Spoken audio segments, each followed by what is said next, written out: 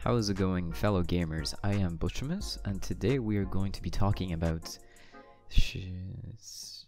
Sekiro, Shadows Die Twice. Now, there are some things in this trailer that I am seeing absolutely nobody talking about, and there's also, what I feel, a lot of references to Bloodborne. So if you've never played Bloodborne, spoiler alert, I'm going to be talking a little bit about Bloodborne. I want to try and make this video as short and concise and as informative as possible. I don't want to be wasting people's time here. We're not going to be spending 8 minutes pointing out obvious things like, hey, there's a grapple hook now, add revenue.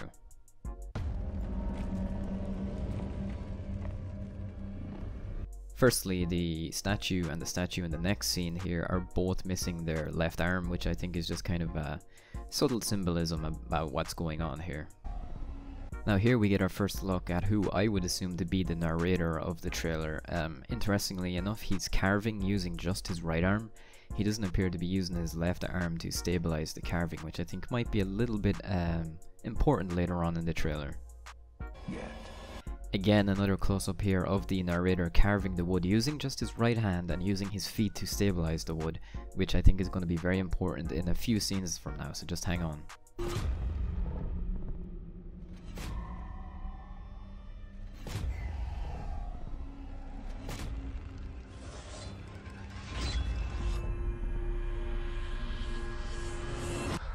So you're awake. Now this whole fighting segment versus the samurai, it just reminds me so much of the Awakening ending from Bloodborne. Just on a visual level, how vocal the moon is in the background of both these scenes, and you know, both warriors are surrounded by the white plants, you know, the flowers. It just seems really similar to that ending. There's also the comparison to be made that in Shadows Die Twice, your character here loses a limb, his arm is cut off, and if you juxtapose that over to Bloodborne, your character is beheaded, losing his head, only for your character to awaken from a dream in both game scenarios. Now I think it's impossible not to make this comparison, but I'm also not saying that this is Bloodborne 2 because it obviously is not, but the opening to Shadows Die Twice plays out the exact same as the ending to Bloodborne, and it seems like it's more of a hint or kind of a reference that this is more of a spiritual successor to Bloodborne, just like how Bloodborne was a spiritual successor to Demon Souls. So you're awake. Here we get a first look at the prosthetic hand, which looks to be a mixture between a real human bone and a doll's hand. Coincidentally enough, it was the doll's left hand that twitched in the Bloodborne workshop, the hidden one, which makes me think that maybe this was a possible hint all along, that this was an idea that FromSoft have wanted to do for some time now. Looks like death is not your fate. Just yet. Now I think this scene here is kind of important, and the camera work that's used. How your character examines his arm, and then the camera pans over to show the narrator, who's carving using just one hand, that he is also missing his left arm, and it seems to me that your character kind of realizes that the actual bone in the prosthetic belongs to the narrator. Now he could make the point that the narrator is just missing his arm and he completely constructed the prosthetic for your character, but if he's able to construct prosthetics, why didn't he just make himself one? It makes me think that this narrator character is very important and he knows the importance of your character, that, you know, he sacrificed his own limb to fix yours.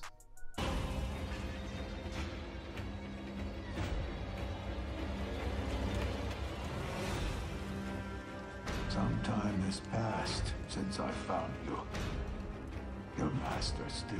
Now obviously we just saw some stealth gameplay, which you don't need me to point out and talk about, but what caught my attention is this scene here where your character kneels down and the kid runs over with her hand out. Very similar gesture the doll does in Bloodborne when you want to level up, so it makes me think that this kid might be your level up character in this game. Lives. They'll soon make use of his bloodline. The limb you have lost will give way to something more useful.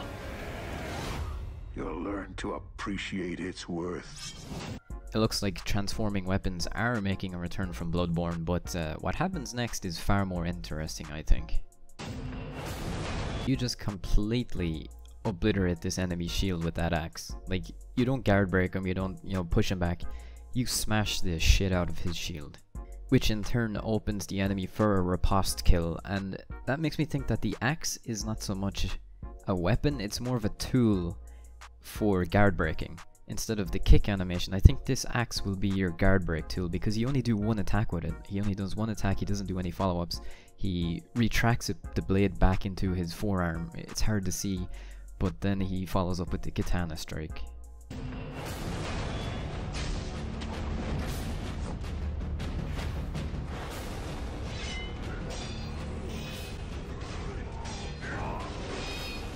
Few smaller things to point out in this next scene. It seems like the charged attacks are back from Bloodborne. You can see on the katana how your character, when he's winding back the attack, the like white flare ascends up the blade of the weapon, just like how it did in Bloodborne. You also have that red symbol above your character. Now I think this is your tool when you're selecting new items to use with your prosthetic limb, because this happens later on in the video, but when it happens here, the red icon appears above your head and you select the shield. Your character then uses the shield, because every time this happens the symbol is different and your character uses a different tool ability.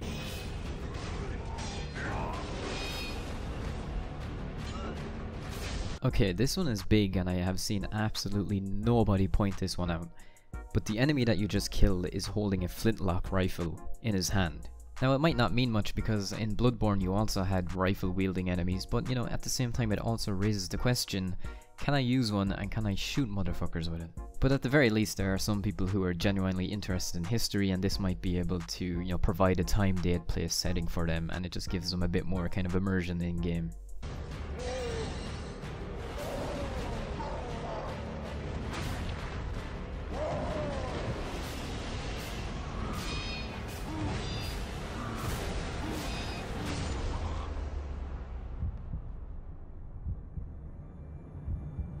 Your death won't come easily.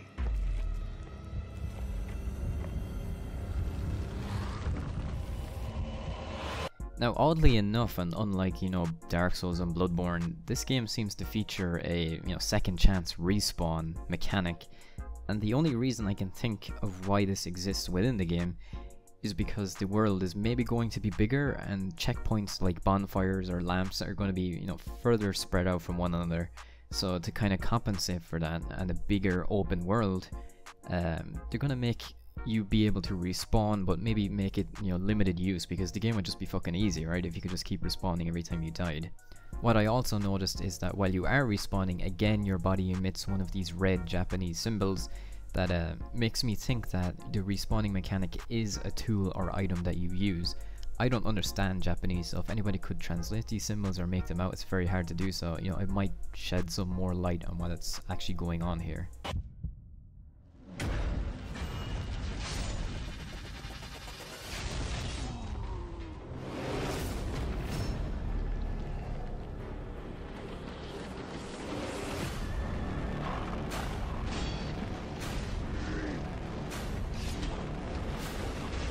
There's not much more for me to talk about in these last few scenes, but here again we have this Japanese symbol emitting from your character before he follows up with the grapple hook strike, which makes me think that it's going to be a visual indicator, you know, which tool or item you have equipped, because the symbol is different every time, and every time your character follows up with a different tool attack.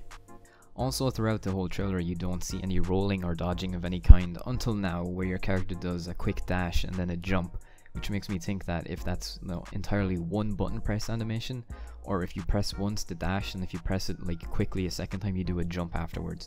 Finally, on the question of customization, obviously throughout the entire trailer your character looks the exact same. He has the same, you know, face, same items of clothing and stuff, and it leads people to believe that there will be no customization and you will be playing a set character.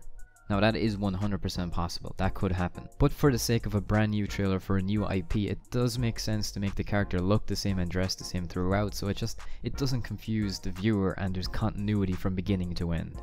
So I would not completely rule out the fact that the game may or may not have customization. That's pretty much all I have to say about the trailer. You know, there's a lot of obvious surface level stuff, like, you know, you have a grapple hook now, you're in Japan now, look, all these kind of things. I don't need to point out, I just want to kind of point out some stuff that you may not have noticed or pieced together. Obviously a lot of it is speculation and some of it is just kind of references back to previous games, which From Software like to do a lot. But overall, you know, this is just what I wanted to do, and I hope you enjoyed. And if you like, smash that mother truckin' like button, and you know, hit subscribe. And I hope you all have a beautiful day and enjoy the rest of your E3. Good night.